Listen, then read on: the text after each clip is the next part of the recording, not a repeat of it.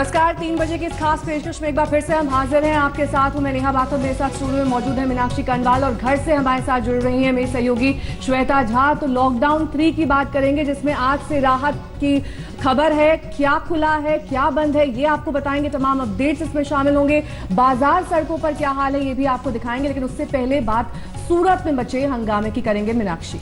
और नया देखिए, सूरत का आपने जिक्र किया तो वहां पर मजदूर किस तरह से आपाक हो चुके हैं उसकी एक झलक सड़कों पर दिखाई दी, क्योंकि कडोदरा इलाके में मजदूरों ने घर जाने की मांग को लेकर जबरदस्त प्रदर्शन किया। और तस्वीरें भी आपको हम दिखा रहे हैं। देखिए, सोशल डिस्टेंसिंग, इसके अलावा जो नियम कायदे लगातार बनाए जा रहे हैं, उसके बावजूद मजदूर इस स्तर पर आकर परेशान हो गए कि इस तरह से सड़कों पर उतरे। और श्वेता, बड़ी बात यह है कि सरकार जो आश्वासन दे रही है उससे आश्वस्त नहीं है, उसके बाद जाकर ये कदम उठाया। बिल्कुल मीनाक्षी, ऐसी तस्वीरें हम गुजरात में पहले भी देख सके हैं। अलग अलग जगहों पर हमने देखा है। और सूरत में खास करके ये जो तस्वीरें हमारे दर्शक भी देख रहे हैं, मजदूर सड़कों पर उतर आए। और ना सिर्फ वो सड़कों पर उतरे, बल्कि यहाँ पर जो बसेस थी उनके शीशे भी तोड़े, गाड़ी घोड़े उनको भी तोड़ा, क्षतिग्रस्त किया। और ऐसे में पुलिस को पहुंचना पड़ा, लाठीचार्ज करना पड़ा। ये तमाम तरह की चीजें हो गई सूरत के सड़कों पर। तस्वीरें साफ कर रही हैं किस तरह से बद इंतजामी। दरअसल इसकी एक बड़ी वजह यह है कि मजदूर बड़ी संख्या में हैं और जो इंतजाम है वो नाकाफ़ी हैं। कहीं ना कहीं मीनाक्षी, इंफॉर्मेशन का भी अभाव है कि कहाँ से बस चल रही है, कहाँ से बस लेनी है। जो ट्रेनें चलाई जा रही हैं वो भी दरअसल कुछ सीमित इलाकों में ही हैं, सभी जगहों पर ट्रेनें नहीं हैं। ऐसे में मजदूर क्या करें, ये अब समझ से परे है। उनके कई ऐसे रिश्तेदार हैं जो अलग अलग राज्यों में फंसे हुए हैं। इसको लेकर भी जन आक्रोश है। तो आपको यहाँ पर बड़ी संख्या में मजदूर इस वक्त प्रदर्शन करते हुए दिखाई दे रहे हैं। सब्र टूटा और उसका असर फिर देखिए इस प्रदर्शन की सूरत में दिखाई दिया, जहां पर उग्र भी हो गए मजदूर। और यहाँ पर पुलिस को भी हालात काबू में करने के लिए बल प्रयोग करना पड़ा है। तस्वीरें आपके सामने, ये तस्वीरें विचलित कर सकती हैं, लेकिन ये संकट की घड़ी है। कोरोना संक्रमण के देखिए केसेस देश में 40,000 के पार जा चुके हैं। नेहा और मीनाक्षी बिल्कुल, नेहा और मीनाक्षी, यहाँ पर जो लोग देख रहे हैं, इनफैक्ट मुझे लगता है हम भी जब बात कर रहे हैं तो ट्रेनों को लेकर भी क्लैरिटी नजर नहीं आ रही है। जो श्रमिक एक्सप्रेस ट्रेन चल रही है, सबसे पहली ट्रेन तेलंगाना से झारखंड चली, लेकिन लोगों ने ये कहा कि प्रशासन की तरफ से, सरकार की तरफ से ये कहा गया कि भाई अफवाहों पर ध्यान ना दें, जब आपको सूचित किया जाएगा तो आप आएँ। लेकिन लोगों को किस तरह से सूचना दी जाएगी, कहाँ से ट्रेन चलेंगी, मजदूर कब अपने घरों से निकले, इस तरह से एक फॉर्मल जानकारी नहीं मिल पाई। बिल्कुल श्वेता, और इस वक्त हमारी संवाददाता गोपी घांगर हमारे साथ जुड़ गई हैं। गोपी, सूरत की ये तस्वीर परेशान करने वाली है। ये तो महज एक तस्वीर है, इस तरह की कई अलग अलग तस्वीरें देश भर के हिस्सों से आ रही हैं। सरकार और प्रशासन इसके लिए अब क्या इंतजाम करेगी, किस तरह से भीड़ को काबू किया जाएगा, क्योंकि इस तरह से संक्रमण को रोक पाना लगभग नामुमकिन है। बिल्कुल नेहा, जिस तरीके से ये सूरत की सड़कों पर आज तस्वीरें देखने मिली, ये कहीं ना कहीं इस मिसकम्युनिकेशन को बता रही है जो सरकार और आम जनता के बीच में होना चाहिए। क्योंकि कहीं जो लोग हैं, लोग सड़क पर उतर आए थे, लोगों को यही है कि ट्रेन शुरू हो चुकी है, लोगों को जाना है अपने गांव, तो यही सोचकर लोग अब सड़कों पर उतर आए। लोग बार बार ये कह रहे हैं कि उन्हें उनके गाँव जाना है, लेकिन कहीं ना कहीं जिस तरीके से जो इंतजाम हो रहे हैं, जो ट्रेन चल रही है, वो नाकाफी साबित हो रही है। बड़ी तादाद में सूरत के अंदर जो मजदूर है वो फंसे हुए हैं, वो और बार बार उनका यही कहना है। आज हम अहमदाबाद में भी कई सारे ऐसे मजदूरों को दिखे थे। जो फॉर्म भरने की प्रक्रिया है उसमें किसी भी तरीके की क्लैरिटी नहीं है। फॉर्म भरने के बाद उनको कब उनका नंबर आएगा, इसको लेकर भी किसी भी तरीके की क्लैरिटी नहीं है। उनका हेल्थ चेकअप किया जाएगा, क्या होगा, इस मामले में मजदूरों के पास किसी भी तरीके की क्लैरिटी नहीं है। यहाँ तक कि उनको कब और कैसे जाना होगा, ये भी उनके पास क्लैरिटी नहीं है, जिसकी वजह से इतने सारे मजदूर आज सूरत के कडोदरा इलाका जो है वहां पे एक साथ उतर आए। और भीड़ इतनी ज्यादा थी कि पहले पथराव हुआ और उसके बाद पुलिस को पूरी सिचुएशन को कंट्रोल में करने के लिए आंसू गैस के गोले दागने पड़े। शुक्रिया गोपी आपका इस जानकारी के लिए। और तस्वीरें भी आपको हम लगातार यहाँ से अपडेट दिखा रहे थे। लेकिन अब सूरत की खबर से बढ़ते हैं आगे, क्योंकि लॉकडाउन के तीसरे चरण का आज पहला दिन था। और नेहा, आज जब हमने सुबह भी बुलेटिन की शुरुआत की तो सबसे बड़ी खबर जो सामने आई, देश के अलग अलग हिस्सों में जब शराब की दुकानें खोली गई तो वहां पर लंबी कतार और हालात वाकई चिंताजनक थे। बिल्कुल, हालात चिंताजनक इसलिए भी क्योंकि शटर खुलने से पहले ही शराब की दुकानों के बाहर कई किलोमीटर लंबी कतार देखी गई। कई जगहों पर 1.5 किलोमीटर या फिर 2 किलोमीटर की लाइनें साफ देखी गई। अफरा तफरी और भीड़ का माहौल देखकर पुलिस प्रशासन के भी हाथ पांव फूल गए। लाठीचार्ज भी कई जगहों पर करना पड़ा। श्वेता। बिल्कुल नेहा, और कई जगह तो ये देखा गया कि काउंटर पे इतनी भीड़ थी, हालांकि सोशल डिस्टेंसिंग कई रिपोर्ट्स में हमने देखी कि वहां पर सर्कल बने हुए थे और 1 मीटर की दूरी थी, लेकिन काउंटर पर बहुत सारे लोग एक साथ खड़े थे। और ऐसे में सवाल ये उठता है कि पैसे कमाने के चक्कर में कहीं महामारी ना ज्यादा फैल जाए, ये बहुत बड़ी चिंता का विषय है। ताजा दारू पे दारू दे दारू दे दारू, आए बड़े दिनों के बाद मिली है ये दारू दे दारू दे दारू। ओ मेरे भैया आगे सबको दे रहे हैं, अगर आदमी को एक बोतल भी देना तो जल्दी निपट जाएगा। ओ मेरे भैया दे दारू। ये नहीं है ये ऐसा टूट रहे हैं, ऐसे फ्री में दारू मिल रही है, लोग पालन करें, ज्यादा ज्यादा देखते रहे।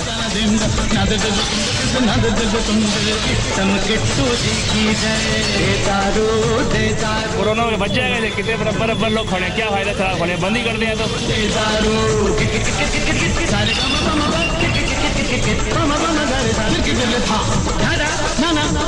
चाचा कालू चालू मारू दारू।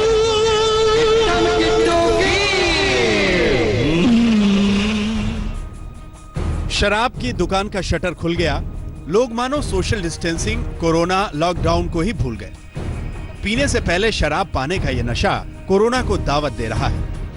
शराब पाने की ऐसी दीवानगी कि सुबह 6 बजे से बंद दुकानों के बाहर कतारें लग गईं। सोशल डिस्टेंसिंग को कुचलते हुए शराब की बिक्री शुरू हुई। कई किलोमीटर लंबी लाइनें लग गईं। कहीं कहीं तो पुलिस को बल प्रयोग करना पड़ा। यहाँ पर आपको दिखाना चाहेंगे कि सुबह जो ये शराब की दुकान खुली थी उसको अब यहाँ पर पूरी तरीके से पुलिस प्रशासन ने बंद करा दिया है, क्योंकि यहाँ किसी भी तरीके से लोग सोशल डिस्टेंसिंग का पालन नहीं कर रहे थे। दिल्ली के झील चौक पर इतनी भारी भीड़ बढ़ गई कि पुलिस को दुकानें बंद करवानी पड़ी। सिर्फ दिल्ली ही नहीं, हर शहर से यही तस्वीर आ रही है। सरकारी आदेश में साफ साफ कहा गया कि शराब की दुकानों पर भीड़ नहीं लगेगी, सोशल डिस्टेंसिंग का पालन होगा। एक वक्त में 5 ही लोग दुकान पर हो सकते हैं, लेकिन जो तस्वीरें आ रही हैं वो नियमों को नशे में उड़ा रही हैं। कोई भी निर्णय अगर किसी भी सरकार ने ऐसा किया है जिस पर उनको निर्णय करने के बाद या निर्णय को इम्प्लीमेंट करने के बाद लगता है कि इसको रिव्यू करना चाहिए, तो मुझे लगता है उसको रिव्यू ज़रूर करना चाहिए। कोई निर्णय हो गया है जाने अनजाने में और उसका अगर दुष्परिणाम या दुष्प्रभाव स्पष्ट रूप से हमको दिखाई दे रहा है, तो फिर मुझे लगता है कि उस निर्णय को बरकरार रखना मैं इसको उचित नहीं मानता। शराब की बिक्री का आलम यह है कि एक एक शख्स कई बोतलें ले जाने को बेताब है। मैंने 12 लेनी है। क्यों लेनी है? बेचने के लिए कि पीने के लिए? नहीं, पीने के लिए लेनी है। अपने लिए कि पड़ोस के लिए? इसलिए लेनी है, दोबारा फिर बंद हो जाए ताकि दिक्कत तो नहीं आएगी ना। एक मिनट, क्या कह रहे हो? अगर दोबारा फिर बंद हो जाएगा, उसके अलावा मतलब जैसे सामान हमारे पास सामान होगा, दिक्कत तो नहीं आएगी ना बाद में। कहाँ से आए हो? हम गीता कॉलोनी से। गीता कॉलोनी से दरियागंज तक आए हो? हाँ जी। दारू लेने? क्यों वहाँ नहीं मिल रही? नहीं, वहाँ नहीं मिल रही। लक्ष्मी नगर बहुत लंबी लाइन लगी हुई है, 3 किलोमीटर। शराब की बोतलों पर मची अफरा तफरी का यही नतीजा हुआ कि पूर्वी दिल्ली में पुलिस ने वाइन की सभी दुकानें बंद करा दी। नोएडा के डीएम ने भी साफ कह दिया कि अगर शराब की दुकान पर नियम तोड़े गए तो एक्शन होगा। पुणे में भी जब शराब की दुकानों पर भीड़ बेकाबू हुई तो पुलिस को लाठीचार्ज करना पड़ा। दिल्ली के नरेला में भी पुलिस को बल प्रयोग करना पड़ा। यूपी के लखीमपुर में तो लोग बोरे में भरकर शराब की बोतलें ले जाने लगे। लखनऊ में पुलिस को मौके पर पहुंचकर लोगों को सोशल डिस्टेंसिंग का पाठ पढ़ाना पड़ा। कर्नाटक के हासन की तस्वीरें देखिए। यहां शराब दुकान खुलने से पहले बाकायदा मंत्र पढ़े गए।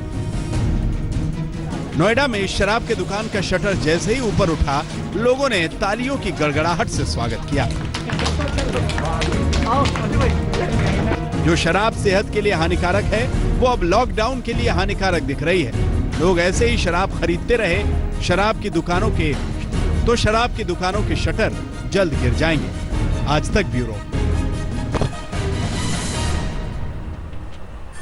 मीनाक्षी, वाकई तस्वीरें परेशान कर देने वाली इसलिए भी हैं क्योंकि किसी तरह की कोई व्यवस्था पहले से दिखाई नहीं दी। सिर्फ गोले बनाना ही काफ़ी नहीं था, एक तरीके से रैशनिंग की जानी चाहिए थी। ये भी कहा जाना चाहिए था कि हाँ, 1 या 2 बोतल से ज़्यादा कोई नहीं खरीद सकता है। और दूर दराज के इलाकों से भी हमने देखा रिपोर्ट्स में कि किस तरह से लोग पहुंचे हुए थे जहां पर शराब की दुकानें खुली हुई थी। तो आम दिनों में भी जैसा कि हम देखते आए हैं वैसा ही अब लॉकडाउन के बाद स्थिति दिखाई दे रही है। आम दिनों में भी लंबी कतारें होती हैं। ऐसे में सरकार को सोच विचार कर ये कदम उठाना चाहिए था।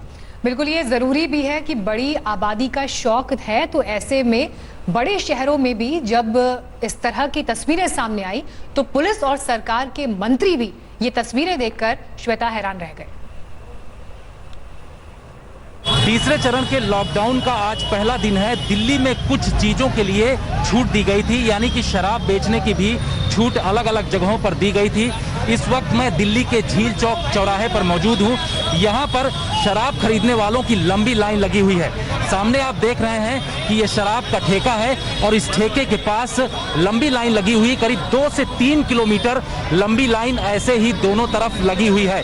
लोग यहाँ पर किसी भी तरीके का सोशल डिस्टेंसिंग का पालन नहीं। लॉकडाउन 3 की शुरुआत के साथ ही राजधानी दिल्ली में वाइन शॉप जो है वो ओपन हो गई है। इस वक्त हम मौजूद है कृष्णा नगर में। आपको दिखाना चाहेंगे कि वाइन शॉप्स की दुकान सुबह 9 बजे से खुलनी थी और L6 की जो शॉप्स है वो खुलेंगी और एक वक्त में 5 से ज्यादा लोग जो है वो मौजूद नहीं रहेंगे। लेकिन सुबह से ही 6 बजे से ही कृष्णा नगर इलाके में लंबी लंबी कतारें जो है वो यहाँ पर दिखाई देने लगी हैं। सुबह से ही लोग जो है वो वाइन शॉप्स पर खड़े हो चुके हैं। और दिल्ली शहर में आज से सरकारी जो शराब की दुकानें हैं वो खुल गई है। हम इस वक्त है दिल्ली के दरियागंज में, जहां की आप देख सकते हैं लंबी लाइन लगी है। पुलिस वाले यहाँ पर खड़े हैं ताकि लोग एक दूसरे से दूरी बना के रखें, सब मास्क लगा के रखें। और जैसा कि आप देख रहे हैं यहाँ पर भीड़ काफी लगी हुई है, लोग लगातार आते चले जा रहे हैं। लंबी कतार है, 100 के आसपास लोग इधर लाइन में लगे हुए दुकान के दोनों तरफ। और सुबह 8 बजे से यहाँ पर लाइन लगनी शुरू हो गई थी। इस लॉकडाउन में शराब बिक्री को मिली छूट के बाद ये नजारा है लखनऊ के तमाम शराब की दुकानों का, जहां पर लोग लाइन लगाकर खरीद रहे हैं। यहाँ सोशल डिस्टेंसिंग के साथ इजाजत दी गई। कई हफ्तों से ये शराब की दुकानें बंद थी, इसलिए लोग परेशान थे, कहीं उनको नहीं मिल रही थी शराब। अब आबकारी विभाग की जो नुकसान है, जो राजस्व है, उसको पूरा करने के लिए सरकार ने इजाजत दी है, जिसके बाद शर्तों के साथ इजाजत दी गई है, जिसमें कहा गया है सोशल डिस्टेंसिंग बनाएं, एक दुकान पर 5 से ज्यादा लोग न हो। हालांकि ऐसा नहीं है, यहाँ 5 से ज्यादा लोग हैं, 20 लोग इकट्ठा हैं। इनसे लगातार पुलिस वाले रिक्वेस्ट कर रहे हैं कि वो लाइन बना के खड़े हों। हम इस वक्त लखनऊ में हैं और लखनऊ में बाकी तमाम दुकानें इसलिए बंद है क्योंकि रेड जोन में है, लेकिन ये जो शराब की दुकानें हैं, जो दारू के ठेके हैं, उसे खोल दिया गया है। दरअसल सरकार के आय के स्रोत का सबसे बड़ा साधन होता है आबकारी। और आप देखिए यहाँ पर लोगों की लाइनें, यहाँ पे लोगों की खरीदारी। और हम पहले आपको दिखा दें, ये वो लंबी लाइन है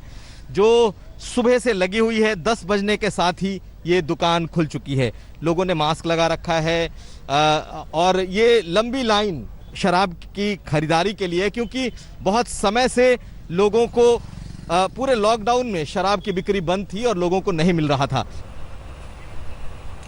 तो ये तस्वीर कोई भी देख रहा है, आम इंसान, तो वो भी एक बार के लिए जो शराब खास करके नहीं पी रहा है, वो खौफजदा हो रहा है कि अगर इस तरह से भीड़ जुटने लगी तो क्या होगा लॉकडाउन का, क्या होगा सोशल डिस्टेंसिंग का है। ऐसे में जो स्वास्थ्य मंत्री हैं, केंद्रीय स्वास्थ्य मंत्री हर्षवर्धन, वो भी चिंतित नजर आए। क्या कहा उन्होंने, सुनिए। देखो, ऑनेस्टली तो जो इस प्रकार की जो खबरें हैं वो कहीं पर भी हैं, वो मुझे विचलित करती हैं, मुझे तकलीफ देती हैं और मुझे उसके कारण दुख भी होता है और आश्चर्य भी होता है। और मुझे लगता है कि कोई भी निर्णय अगर किसी भी सरकार ने ऐसा किया है जिस पर उनको निर्णय करने के बाद या निर्णय को इम्प्लीमेंट करने के बाद लगता है कि इसको रिव्यू करना चाहिए, तो मुझे लगता है उसको रिव्यू ज़रूर करना चाहिए। कोई निर्णय हो गया है जाने अनजाने में और उसका अगर दुष्परिणाम या दुष्प्रभाव स्पष्ट रूप से हमको दिखाई दे रहा है, तो फिर मुझे लगता है कि उस निर्णय को बरकरार रखना, मैं इसको उचित नहीं मानता।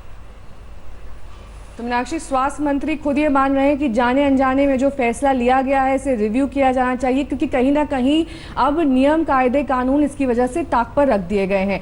तो एक तरफ हमने देखा कि किस तरह से कई अहम बदलाव आज शुरू हुए हैं, 1.5 महीने से ठप पड़े काम धंधे भी दोबारा शुरू हो गए मीनाक्षी, लेकिन ये देखना होगा कि क्या वाकई इससे जो क्षति हुई है, जो हानि हुई है, उसकी भरपाई आखिरकार कब तक हो पाएगी।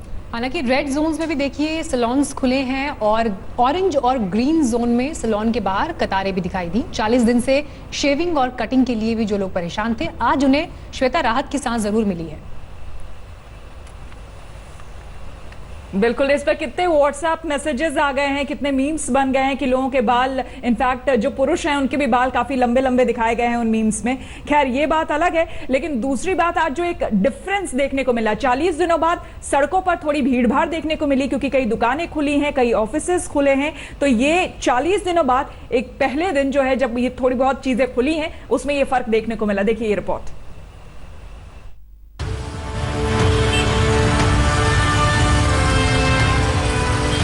सड़कों का सन्नाटा शोर में बदल चुका है। दुकानों के शटर खुलने लगे हैं, बाजार में रौनक लौटी है। लॉकडाउन के बाद पहली बार जिंदगी पटरी पर लौटती दिख रही है। ये गुरुग्राम से आई तस्वीरें हैं। करीब 1 महीने बाद सैलून की दुकानें खुली तो लोगों ने राहत की सांस ली। सुबह से ही भीड़ लग गई। मुंबई में जरूरी सेवा से जुड़े लोगों के लिए बसें चलने लगी। बसों में सोशल डिस्टेंसिंग का ख्याल रखा जा रहा है, इसलिए बसों में आधी सवारी ली जा रही है। इसकी वजह से सुबह सुबह बस डिपो पर लंबी लाइनें लग गईं। महाराष्ट्र सरकार ने लॉकडाउन 3 में कंटेनमेंट जोन में और रेड जोन में कुछ नई गाइडलाइंस इशू की है। इसके मुताबिक कंटेनमेंट जोन होने के बावजूद कुछ इलाके में 5 नॉन एसेंशियल कमोडिटी की दुकानें भी खुली रहेंगी। इस वक्त हम मुंबई के दादर इलाके में हैं, जहां पर सबसे ज्यादा इस तरह की व्यावसायिक गतिविधियां चलती है। सबसे ज्यादा दुकान जो है नॉन एसेंशियल कमोडिटीज की भी यहां पर है।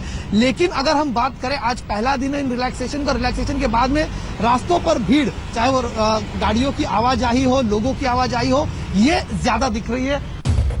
जयपुर में लॉकडाउन 3 के दौरान मिली छूट का असर दिखा। बाजारों में दुकानें खुलने लगी। ग्रीन जोन वाले गोवा के पणजी में भी फिश मार्केट से पाबंदी का पहरा हट गया।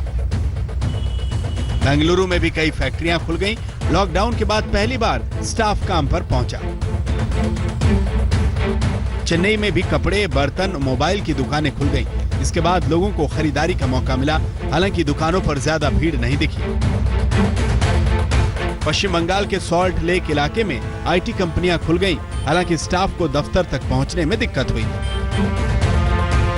लॉकडाउन 3 के दौरान आज से सरकार ने जोन के मुताबिक छूट दी है।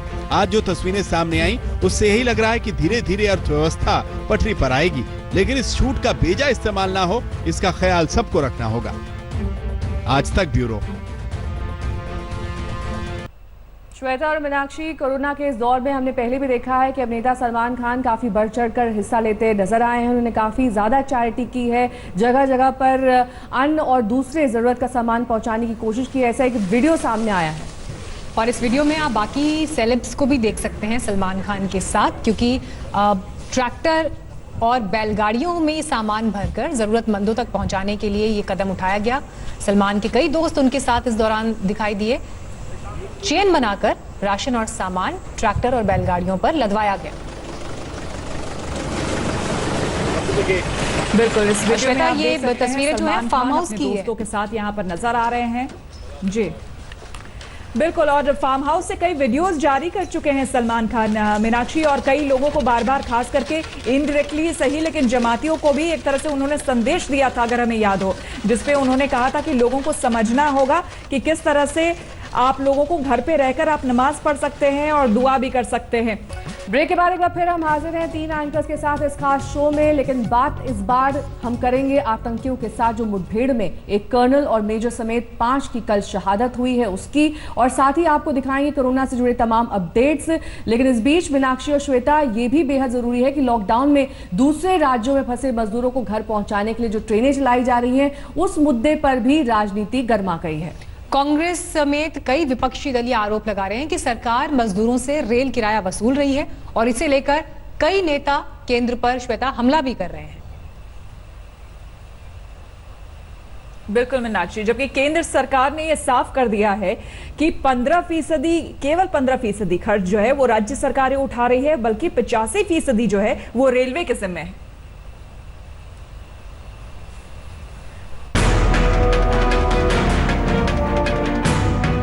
प्रवासी मजदूर अपने घरों की ओर लौटने लगे हैं, लेकिन उनकी ये वापसी सियासी विवाद का सबब बन गई है।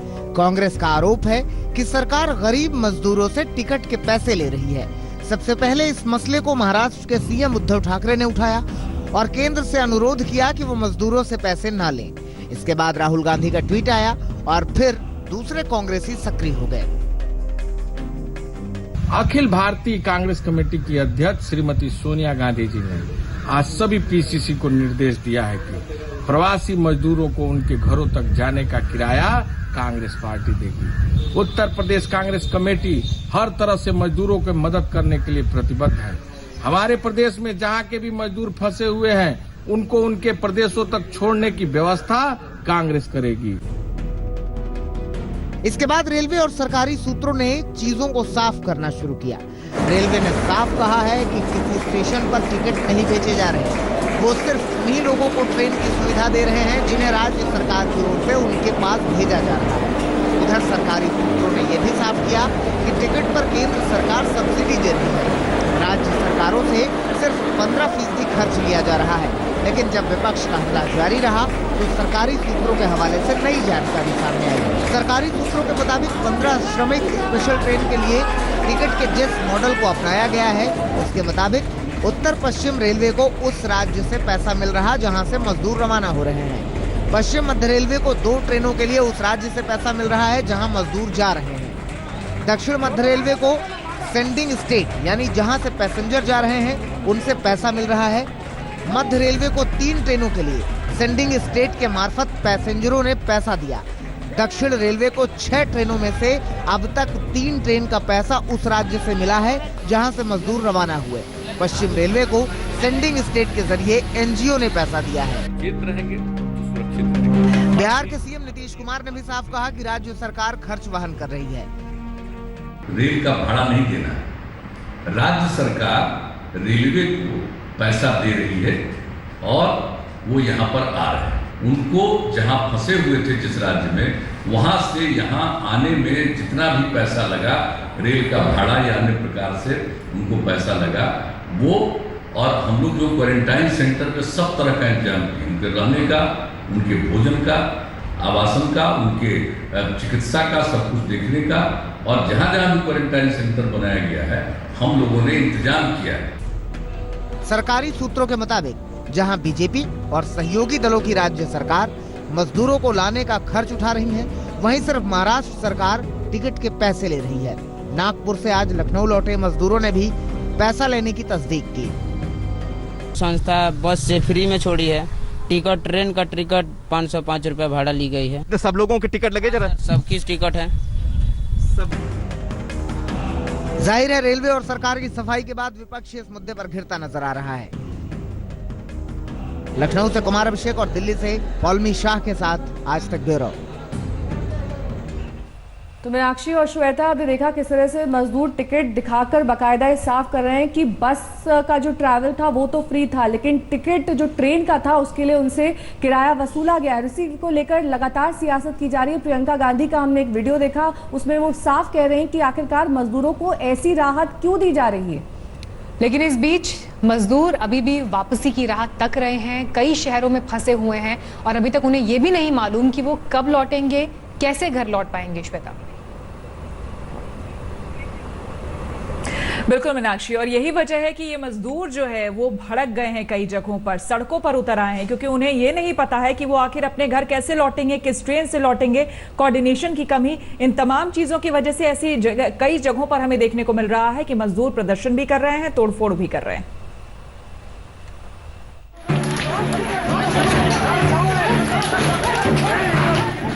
आंध्र प्रदेश के पश्चिम गोदावरी के कोवरू में जब प्रवासी मजदूरों ने अपने अपने घर भेजने के लिए प्रदर्शन किया तो पुलिस की लाठियां बरसने लगी। तमिलनाडु के कुडानकुलम न्यूक्लियर प्रोजेक्ट के मजदूर भी अपने घर जाने को तरस रहे हैं। मजदूरों का कहना है उन्हें बुनियादी सुविधाएं नहीं मिल रही हैं, उन्हें जल्द से जल्द घर भेजा जाए। उधर मजदूरों को लेकर ट्रेनों का यूपी पहुंचना जारी है। अहमदाबाद से मजदूरों को लेकर कल एक स्पेशल ट्रेन आगरा पहुंची, तो एक अन्य स्पेशल ट्रेन साबरमती से मजदूरों को लेकर कानपुर पहुंची। मुंबई से भी मजदूरों को भेजने की कवायद शुरू हो चुकी है। मजदूरों को घर भेजने से पहले बीएमसी क्लिनिक में उनकी सेहत की जांच की जा रही है। लेकिन तेलंगाना के मेडचल में ये मजदूर उतने खुशकिस्मत नहीं हैं। उन्हें सरकार की सुविधा नहीं मिली तो वो पैदल ही निकल पड़े। तेलंगाना में करीब 4 लाख प्रवासी मजदूर काम करते हैं। उधर बेंगलुरु के बस अड्डे में मजदूरों की अच्छी खासी भीड़ देखी गई। सरकार ने मजदूरों की आवाजाही के लिए 3 दिन का समय दिया था, जो कल खत्म हो रहा है। इसीलिए मजदूर जल्द से जल्द शहर छोड़ने की कोशिश कर रहे हैं। आज तक ब्यूरो।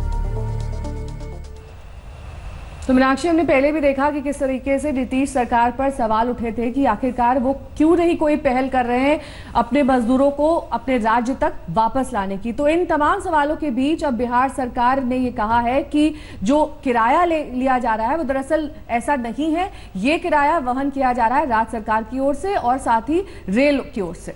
और आज उन्होंने चुप्पी भी तोड़ी है। श्वेता, लगातार उन पर ये आरोप लग रहे थे कि मजदूरों के मामले को लेकर वो कुछ भी बोल नहीं रहे हैं और ये निराशा पैदा कर रहा था राज्य की जनता के मन में भी।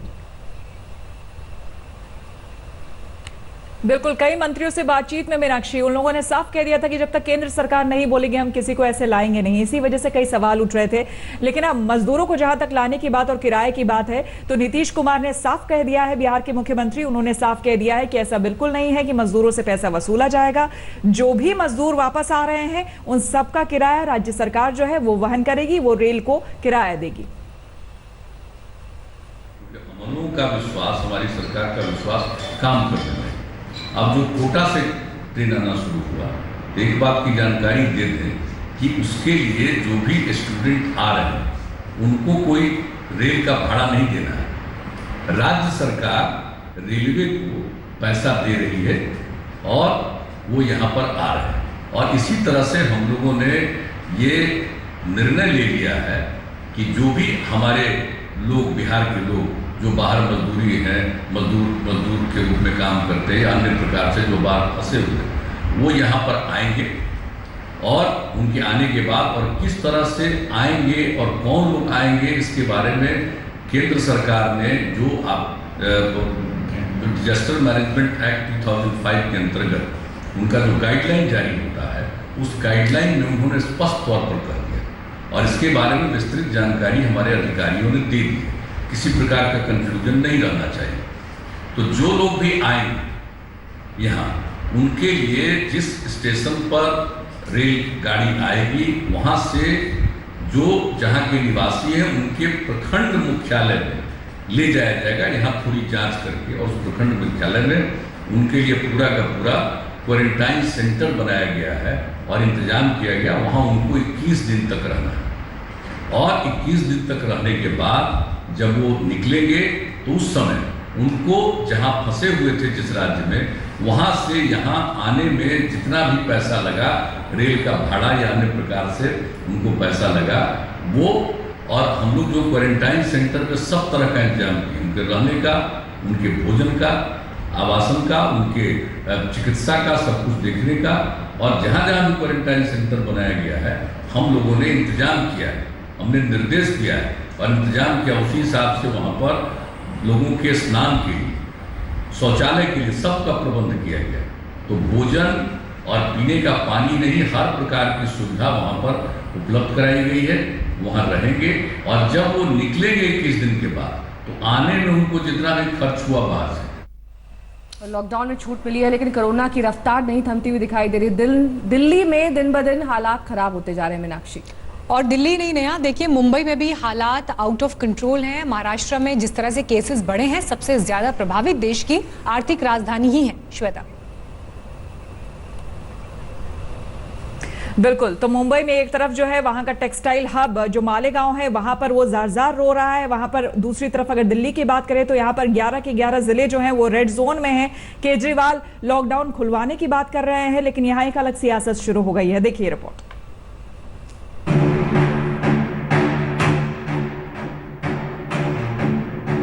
देश में लॉकडाउन का तीसरा पार्ट शुरू हो गया। संपूर्ण देशबंदी खत्म हो गई, सन्नाटा खत्म हो गया, जिंदगी फिर से गुलजार होने लगी। लेकिन कोरोना की रफ्तार थमी नहीं है। स्वास्थ्य मंत्रालय के नए आंकड़ों को देखें तो देश में कोरोना के मामले 42,000 के पार हो गए। वहीं इस वायरस से मरने वालों की संख्या 1300 से ज्यादा हो गई। अच्छी बात तो ये है कि अब तक करीब 12,000 लोग कोरोना की जंग जीत भी चुके हैं। आर्थिक राजधानी मुंबई में जरूरी सेवा शुरू हो गई, सड़कों पर चहल पहल भी शुरू हो गई। लेकिन कोरोना जिस अंदाज में पैर पसार रहा है वो डराने वाला है। इस वक्त हम मुंबई के दादर इलाके में हैं, जहां पर सबसे ज्यादा इस तरह की व्यावसायिक गतिविधियां चलती है। सबसे ज्यादा दुकान जो है नॉन एसेंशियल कमोडिटीज की भी यहां पर है।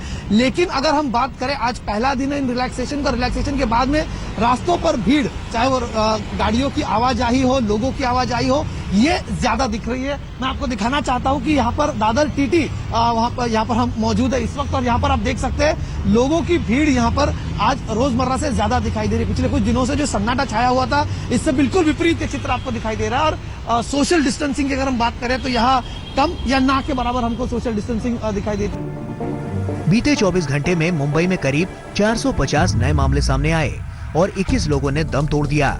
मुंबई में अब तक 343 लोगों की मौत हो चुकी है, जबकि 8,800 से ज्यादा लोग संक्रमित हैं। पूरे महाराष्ट्र का हाल बेहाल है।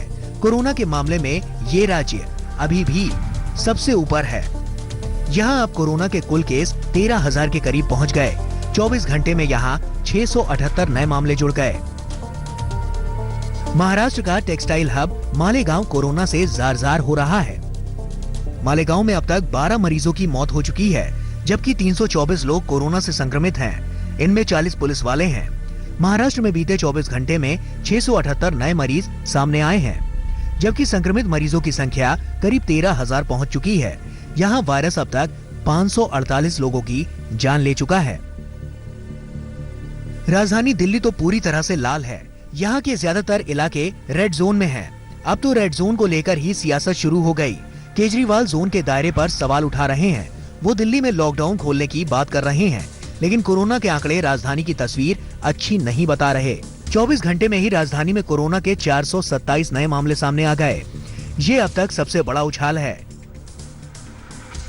दिल्ली में अब कुल मामले 4,500 के पार पहुंच गए। राहत की बात यह है कि कोरोना ने 24 घंटे में किसी की जान नहीं ली और 106 लोग कोरोना को मात देकर ठीक हो गए। देश अब जहां जान भी जहान भी के मंत्र को आगे बढ़ाते हुए कोरोना के साथ जीने की बात कर रहा है, देशबंदी खोल रहा है, वहीं देश के दो बड़े शहर मुंबई और दिल्ली कोरोना की सबसे बड़ी मार झेल रहे हैं। दिल्ली से हिमांशु मिश्रा और मुंबई से कमलेश सुतार के साथ आज तक ब्यूरो।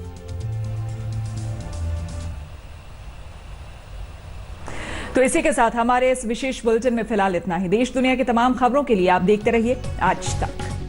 नमस्कार, मैं हूं अंजना ओम कश्यप। हमें उम्मीद है ये वीडियो आपको पसंद आया होगा। लेटेस्ट खबरों के लिए यूं ही देखते रहिए आज तक, और इस वीडियो के पसंद आने पर लाइक, शेयर एंड सब्सक्राइब करना ना भूलें।